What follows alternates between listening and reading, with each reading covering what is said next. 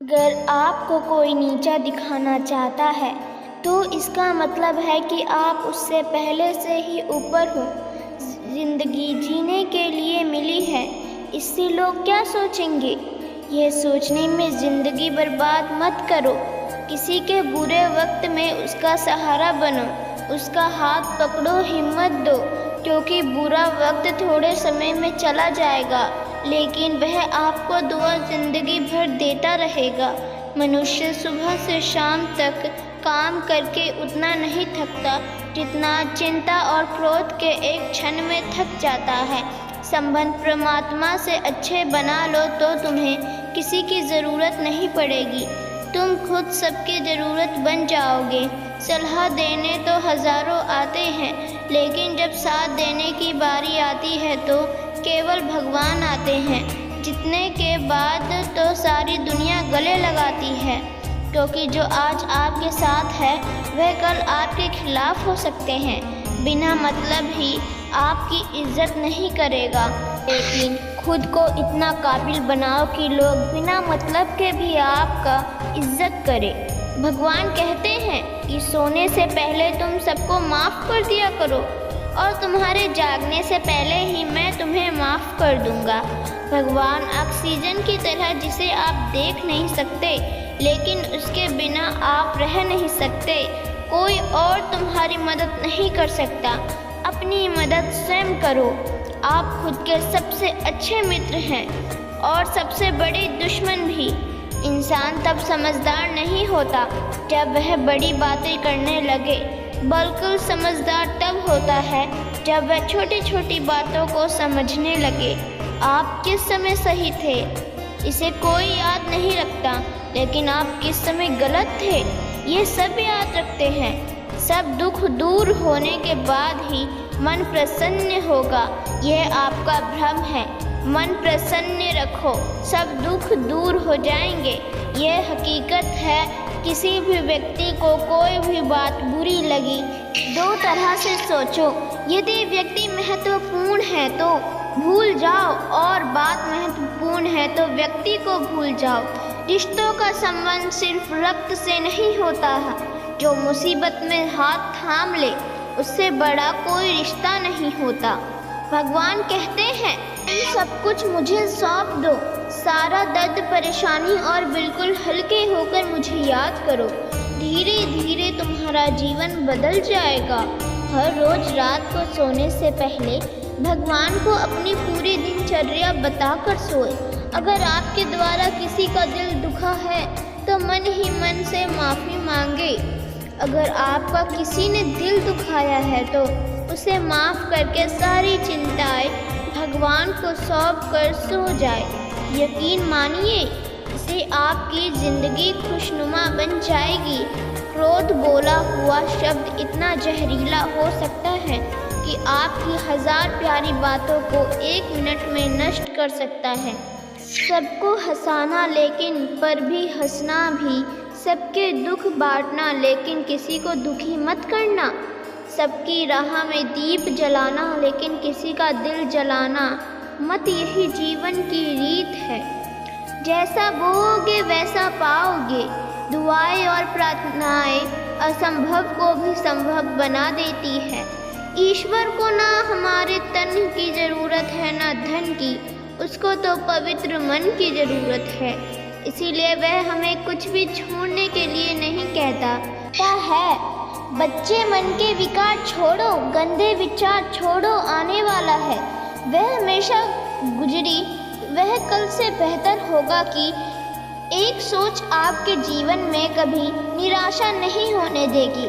झूठ कितना अजीब है, खुद बोलो तो अच्छा लगता है, दूसरे बोले तो गुस्सा आता है। खुशियाँ चाहे किसी के भी साथ बांट लो, लेकिन गम हमेशा भरोसेमंद इंसान के साथ ही बांटना चाहिए।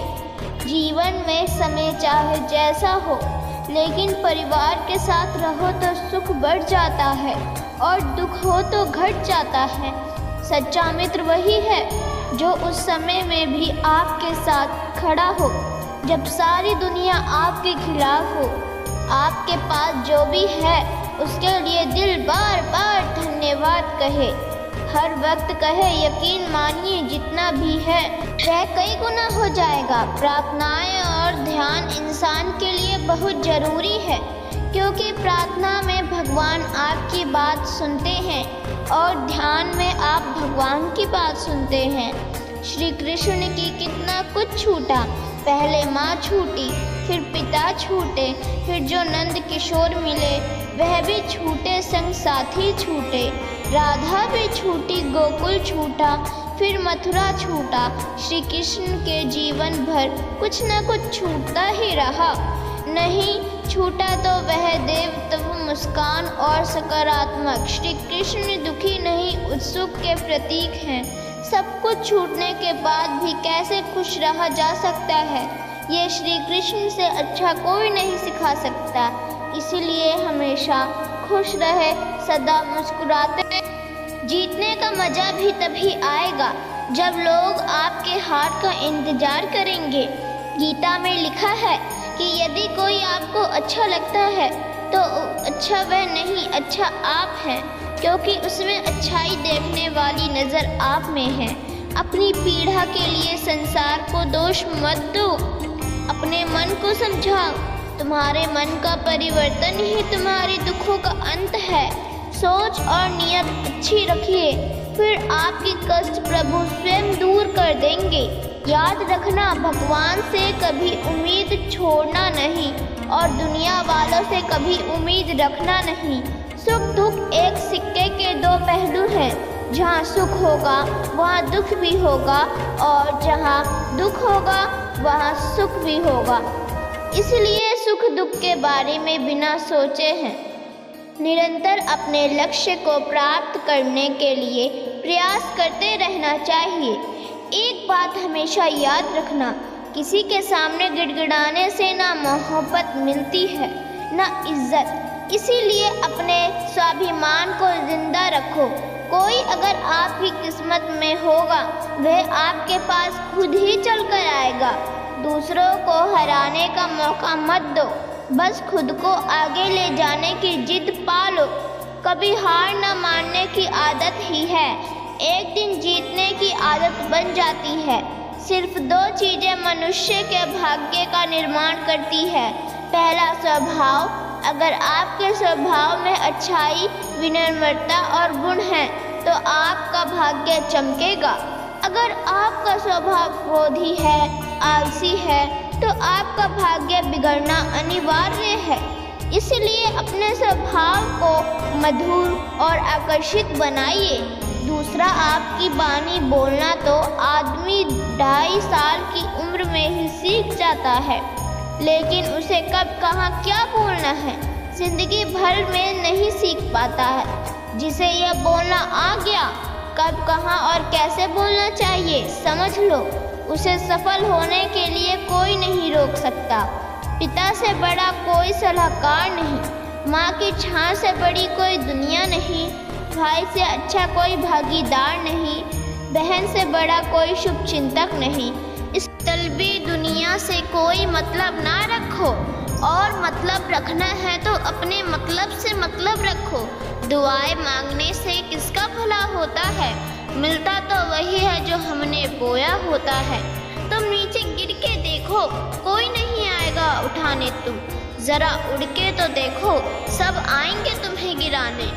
एक बात हमेशा याद रखना, अगर शराब की दुकान पर बैठकर दूध पियोगे तो तुम्हें शराबी का ही दर्जा मिलेगा, और किसी मंदिर में बैठकर पानी पियोगे तो तुम्हें संत का दर्जा दिया जाएगा। इसलिए आप किसके साथ उठते बैठते हो यह बहुत मायने रखता है। दोस्तों, आशा करती हूँ कि इससे आप बहुत कुछ सीख होंगे। पर जल्दी मिलती हूँ नए वीडियो के साथ। लाइक और सब्सक्राइब करना ना भूलें। धन्यवाद।